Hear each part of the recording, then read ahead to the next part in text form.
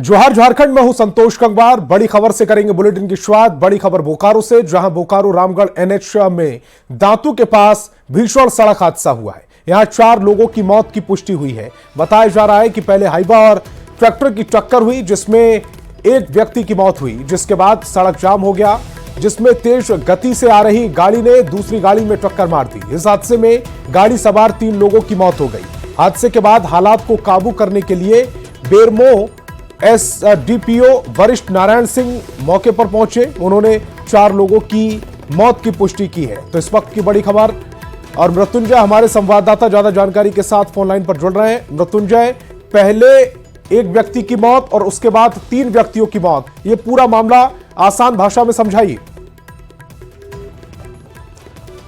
तो मृत्युंजय से हम दोबारा से संपर्क करने की कोशिश करेंगे, लेकिन बोकारो से इस वक्त की बड़ी खबर आपकी टेलीविजन स्क्रीन पर, जहां पर एनएच में दांतू के पास भीषण सड़क हादसा हुआ। यहां 4 लोगों की मौत की पुष्टि हुई। बताया जा रहा है कि पहले हाइवा और ट्रैक्टर की टक्कर हुई, जिसमें एक व्यक्ति की मौत हुई।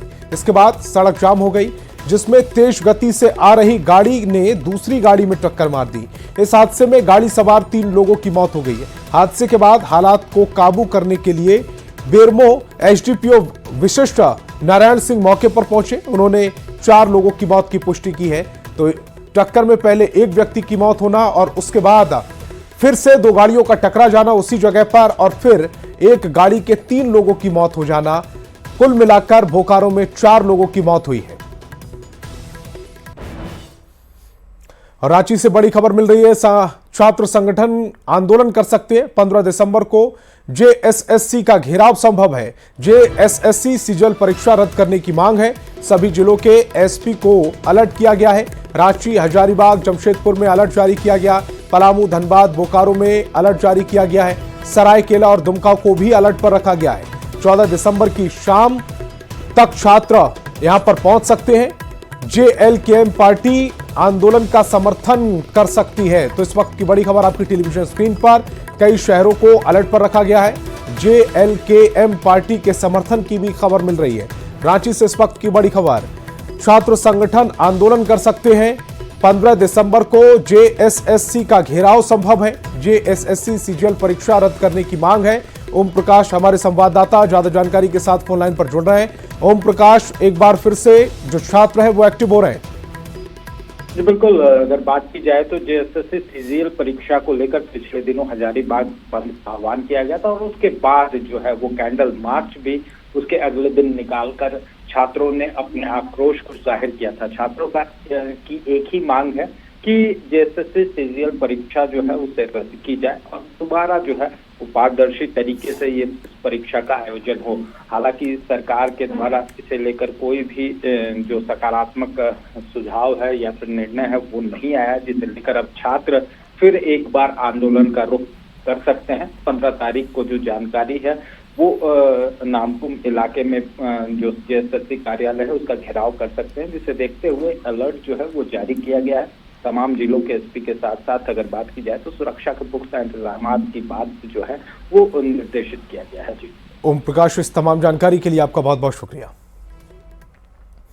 चाईबासा के गुदड़ी और गोइलकेरा में उग्रवादियों के खिलाफ सेंद्रा अभियान से सनसनी मची हुई है।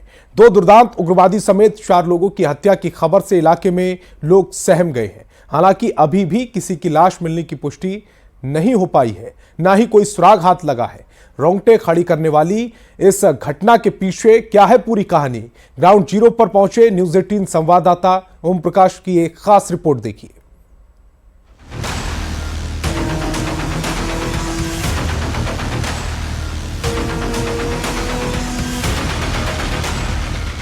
चाईबासा का गुदड़ी और गोइलकेरा इलाका, ऊंची ऊंची पहाड़ियों से घिरे इस जंगल में चारों ओर सन्नाटा पसरा हुआ है। दूर दूर तक सड़कें सुनसान हैं, गांव वीरान है। यहाँ सेंद्रा की सनसनी ने लोगों को घर में दुबक कर रहने पर मजबूर कर दिया है। शुक्रवार को न्यूज 18 की टीम सेंद्रा की सच्चाई जानने ग्राउंड जीरो पर पहुंची और देखा कि पीएलएफआई उग्रवादियों के खिलाफ ग्रामीणों का आक्रोश जो है वो गुदड़ी इलाके में फूटा और कहीं न कहीं उसकी बानगी देखने को मिली कि पीएलएफआई उग्रवादियों का सेंधरा तक कर दिया गया। वहीं दूसरी तरफ पशु तस्करों के खिलाफ गोइलकेरा में ग्रामीणों ने अपना आक्रोश फूंका है। दुर्दांत उग्रवादियों का सेंधरा यानी गला काटकर हत्या, जिसे सुनकर आपके रोंगटे खड़े हो जाएं। जरा सोचिए, उस गुदड़ी और गोइलकेरा इलाके में कदम रखने से पहले आपके पांव कितनी बार कांपेंगे। न्यूज़ 18 संवाददाता ओम प्रकाश ने तह तक जाकर सच्चाई जानने की कोशिश की तो पता चला कि 24 नवंबर को गिरू गांव में लाठी डंडे से पीट कर 2 लोग की हत्या की गई थी। पीएलएफआई उग्रवादियों पर घर में घुसकर हत्या करने का आरोप लगा। बालू उठाव में वर्चस्व की लड़ाई को लेकर हत्या करने की बात सामने आई। इसी तरह 27 नवंबर को सरेंगदा में रहने वाले नमन लोमरा की हत्या कर दी गई। भरडीहा बाजार में पीएलएफआई उग्रवादी और नमन लोमरा के बीच विवाद हुआ। इसके पीछे रोड रेज की बात सामने आई। बाइक से बाइक की टक्कर के कारण दोनों के बीच झगड़ा हुआ, जिसके बाद पीएलएफआई उग्रवादियों ने पत्थर से कूचकर नमन लोमरा की हत्या कर दी। जैसे प्रशासन जब नहीं कर पा रहा है तो उसी के कारण से अपने जो पब्लिक अपना सुरक्षा के लिए अपने मनो वो लोग अपना कदम उठाना पड़ा। स्थानीय जनता के साथ दुर्व्यवहार किया गया था, उसी के बाद ये चीज़ें भड़की हैं और उसको लेके हम लोग लगातार आम जनता से भी परस्पर संवाद स्थापित कर रहे हैं। इन्हीं दोनों घटनाओं के प्रतिकार का परिणाम है सेंधरा। गुदड़ी के ग्रामीणों का गुस्सा फूट पड़ा। उन्होंने पीएलएफआई कमांडर मोटा टाइगर और उसके साथी गोमिया की हत्या कर दी। बाद में ओडिशा में रहने वाले 2 और युवक शेख शहद अली और शेख नाजीर लापता हो गए। पशु चोरी के आरोप में दोनों के साथ अनहोनी की आशंका है। लोग बताते हैं ओडिशा के रायरंगपुर में रहने वाले दोनों युवक ग्रामीणों के हत्थे चढ़े थे, उसके बाद कभी नहीं दिखे। झारखंड के डीजीपी बता रहे हैं कि चारों का अब तक कोई सुराग नहीं मिला। पुलिस जांच कर रही है और चाईबासा प्रशासन भी लोगों से कानून हाथ में ना लेने की अपील कर रहा है। आपस का जो ट्रस्ट है वो डेवलप हुआ है और सभी लोग इसमें एश्योर किए हैं कि हम लोग हर तरह से संभव प्रयास करेंगे, प्रशासन के साथ मिलकर चलेंगे और एक शांतिपूर्ण भयमुक्त वातावरण में सभी लोगों का जनजीवन सामान्य रहे। पुलिस की हलचल तेज होने के बाद गांव में अब थोड़ी सी चहल पहल देखने को मिल रही है। लोगों को समझा बुझा अब स्थिति को नियंत्रित करने की कवायद जो है वो प्रशासन के द्वारा शुरू की गई है। कैमरा पर्सन संजीव तिवारी के साथ ओम प्रकाश, न्यूज़ 18 चाईबासा। और खबर चाईबासा से, जहां गोइलकेरा से लापता ओडिशा के 2 युवक का 5वें दिन भी कोई सुराग नहीं मिला। बताया जा रहा है कि बैल चोरी के आरोप में लोगों ने शेख शहदिल और शेख नाजिर की पीट कर हत्या कर दी और उनकी गाड़ी को जला दिया। अभी तक पुलिस ने दोनों युवकों की हत्या की पुष्टि नहीं की है। इस मामले में डीसी, एसपी और दूसरे अधिकारी गोइलकेरा में 2 दिन से कैंप कर रहे हैं। पुलिस और सुरक्षा बल की ओर से सर्च ऑपरेशन चलाया जा रहा है। अब तक सुराग नहीं मिलने से दोनों युवक के परिजन अनहोनी की आशंका से सहमे हुए हैं। तो पकड़ जाने का हम लोग को सबूत चाहिए, जो हाँ पकड़ के रखा हुआ है क्या नहीं रखा हुआ है वो सबूत हम लोग को चाहिए। हम लोग को प्रशासन से उम्मीद यही लगा हुआ है, अगर वो पकड़ के रखा है, कहीं पर फंसा हुआ है या मार दिया गया है, कुछ भी वो खबर तो चाहिए बस। रांची के ओरमांझी थाना क्षेत्र में श्रीराम कंस्ट्रक्शन साइट पर आगजनी और फायरिंग करने वाले 5 अपराधियों को पुलिस ने गिरफ्तार किया। ये अपराधी उग्रवादी संगठनों के नाम पर रंगदारी मांगते थे और रंगदारी न मिलने पर हमला करते थे। 30 नवंबर को इन्होंने कंस्ट्रक्शन साइट पर फायरिंग की और एक वाहन को आग लगा दी थी। रांची पुलिस ने चुनौती के रूप में इस मामले को लेकर एक टीम बनाई और 5 आरोपियों को गिरफ्तार किया है। पुलिस ने इनके पास से 3 हथियार भी बरामद किए। ओरमांझी थाने की टीम, इन लोगों ने बहुत ही अच्छा अनुसंधान किया और इसमें कुल अभी तक 5 आदमी गिरफ्तार हो चुके हैं। जो गिरफ्तार व्यक्ति हैं उनमें से कई का आपराधिक इतिहास है, जो पहले डकैती लूट के कांडों में भी आरोपित रहे हैं। इन लोगों ने जो है एक योजना बनाई और योजना के अनुसार इन लोगों ने जो फोन करवाया उसमें विजय मुंडा का नाम दिया कि विजय मुंडा नाम का माओवादी बोल रहे हैं और आप जो पैसा दीजिए। जब उसने नहीं मोबिलाइज किया तो इन लोगों ने जो है आगजनी किया। पहले पर्चा भी दिलवाया था उसको और टोटल जो है इन लोगों की जो योजना थी कि अगर आगे नहीं देगा तो फिर उसको गोली भी मारी जा सकती है। खबर धनबाद से, जहां बाइक सवार अपराधियों ने पूर्व पंचायत समिति सदस्य को गोली मार दी। गंभीर हालत में चेतन साहब को निजी अस्पताल में भर्ती कराया गया। बरवा अड्डा थाना क्षेत्र के कुर्मीजिही की एक घटना है, जहां घर में बैठे पूर्व पंचायत सदस्य को गोली मारी गई है। अस्पताल में घायल चेतन साहब जमीन का कारोबार करता है और आशंका जताई जा रही कि जमीन से जुड़े विवाद में उसे गोली मारी गई। यहाँ आके देखते हैं तो इसको 2 गोली लगा हुआ है, एक पेट में लगा है, एक बाह में लगा हुआ है। कौन मारा गोली कुछ पता चला? गोली जमीन के लेके ही मार हुआ है और पता बहुत जल्दी चल जाएगा। कौन मारा है बहुत जल्दी पता चल जाएगा। कितने लोग थे? पहचानता है उन लोग। कितने लोग थे? उन लोग मारने वाले शायद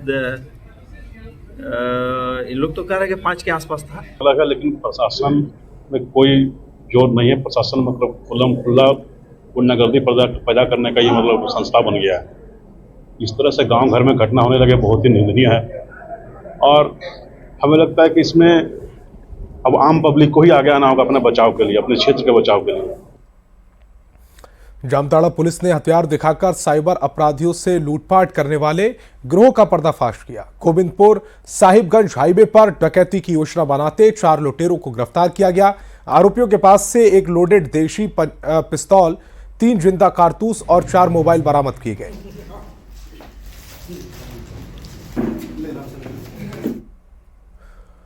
धनबाद पुलिस ने छापेमारी कर 3 साइबर अपराधियों को गिरफ्तार किया है जो ऑनलाइन लोन दिलाने के नाम पर ठगी करते थे।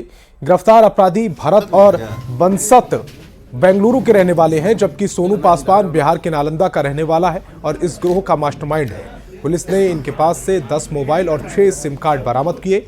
साइबर डीएसपी संजीव कुमार ने बताया कि सभी को गिरफ्तारी प्रतिबंधित ऐप के जरिए हुई है। लोन दिलाने के नाम पे प्रोसेसिंग फी के रूप में ठगी की रकम लोगों से ठगते हैं और ये अदर स्टेट को, ज़्यादातर अदर स्टेट के लोगों से ठगी का कार्य करते हैं। 2 एक्यूज्ड जो है वो बेंगलोर का है जो कन्नड़ भाषा जानता है। वहाँ के लोगों से ज़्यादातर संपर्क करके ये लोग उनका पूरा बायोडाटा लेते हैं, उनका जो भी डेटा है वो लेते हैं और यहाँ के लोगों के साथ मिलकर उसके ठगी रकम को। और धनबाद पुलिस को अवैध अंग्रेजी शराब तस्करी मामले में बड़ी सफलता मिली है। करीब 50 लाख रुपए की 295 पेटी शराब वाहन चेकिंग के दौरान पकड़ी गई। शराब को गाड़ी में लोड कर बिहार ले जाया जा रहा था। पुलिस ने गोविंदपुर थाने के पास जीटी रोड पर चेकिंग के दौरान शराब को जब्त किया और ड्राइवर बलवीर सिंह को गिरफ्तार कर लिया। गुप्त सूचना प्राप्त हुई कि बंगाल मैथन की तरफ से बिहार नंबर की गाड़ी आ रही जिसमें अवैध शराब लोड है, जिसको बिहार ले जाने की सूचना है। वाहनों के सघन जांच के क्रम में एक गाड़ी मिली जिसमें अवैध शराब लोड था। उसके ड्राइवर को गिरफ्तार किया गया है। कुल 295 पेटी अब शराब जब्त किया गया है। और खबर कोडरमा से, जहां तुलैया के नरेश नागर में एक युवक को सरेआम पीटकर नग्न अवस्था में घुमाना कुछ लोगों को महंगा पड़ गया। पुलिस ने इस करतूत में शामिल प्रेमिका के भाई समेत 3 लोगों को गिरफ्तार किया। साथ ही करतूत में शामिल दूसरे आरोपियों की गिरफ्तारी के लिए छापेमारी में जुट गई। आपको बता दें कि प्रेम प्रसंग में रंगे हाथ पकड़े जाने पर एक युवक को देवी मंडप रोड स्थित मंदिर परिसर में पीटा गया था और उसका वीडियो बनाकर सोशल मीडिया पर वायरल कर दिया गया था।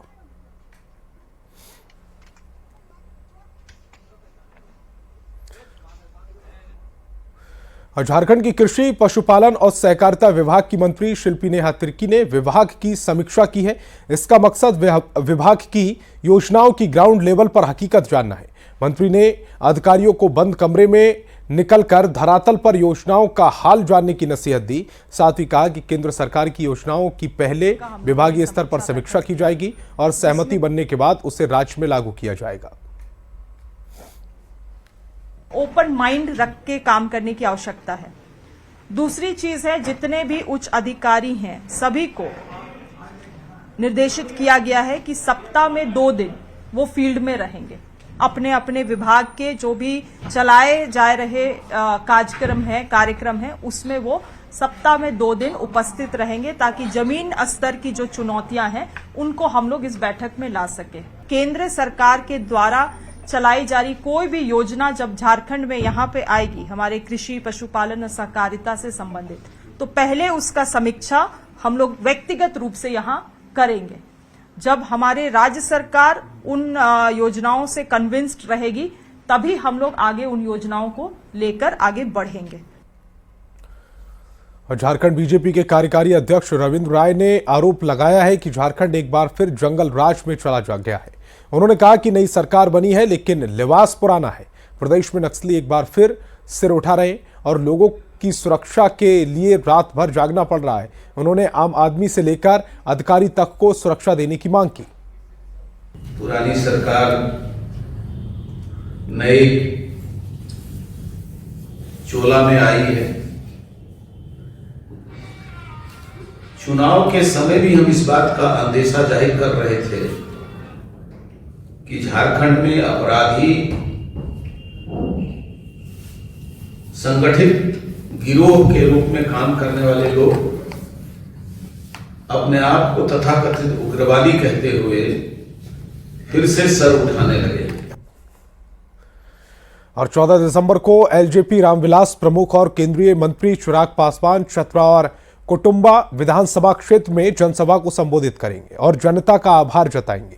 झारखंड प्रभारी अरुण भारती ने बताया कि इस मौके पर एलजेपी रामविलास पूरे झारखंड में संगठन विस्तार की योजना बना रही है, जिसके तहत कई नेता पार्टी का दामन थामेंगे। हमारे राष्ट्रीय अध्यक्ष एक बड़ी जनसभा को संबोधित करने वाले हैं। इस जनसभा में वो जनता से जुड़े मुद्दे, उनके जुड़े मुद्दों को लेकर के जनता के बीच जाएंगे, अपने विचारों का आदान प्रदान करेंगे और पार्टी के विचारों से लोगों को अवगत कराएंगे। इसी क्रम में, इसी सभा में कुटुंबा विधानसभा के एक बड़े प्रमुख साथी जो पहले हमारे दलित सेना से जुड़े हुए थे, जो हमारे राष्ट्रीय हमारे जो संस्थापक हैं, जो एक समय पे उनकी चुनाव प्रचार में आए थे, वही साथी दोबारा पार्टी से जुड़ने जा रहे हैं। उनका नाम है श्री पंकज पासवान जी। उनके नेतृत्व में एक बहुत बड़ी संख्या में लोग कुटुंबा विधानसभा के अंबा प्रखंड के चिल्की मैदान में पार्टी की सदस्यता लेंगे। और इसी बीच बिहार के पटना से बड़ी खबर मिल रही है। पुलिस और अपराधियों के बीच में मुठभेड़ हुई है। संजय नगर में बिहार एसटीएफ और अपराधियों के बीच मुठभेड़ की खबर मिल रही है। एसटीएफ इंस्पेक्टर दिवाकर को गोली लगी है, अपराधी को भी गोली लगी है। जक्कनपुर थाना क्षेत्र की यह पूरी घटना है। तो इस वक्त की बड़ी खबर आपकी टेलीविजन स्क्रीन पर। पटना से इस वक्त की बड़ी खबर आप तक पहुंचा रहे हैं। अपराधियों के बीच और पुलिस के बीच मुठभेड़ हुई है।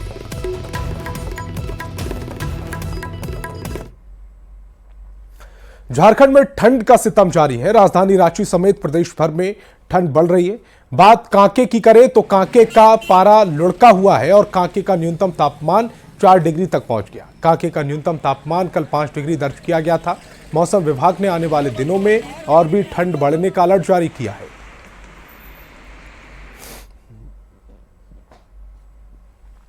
बढ़ते ठंड के साथ ही अस्पतालों में ब्रेन स्ट्रोक और हार्ट अटैक के मरीजों की संख्या बढ़ने लगी है।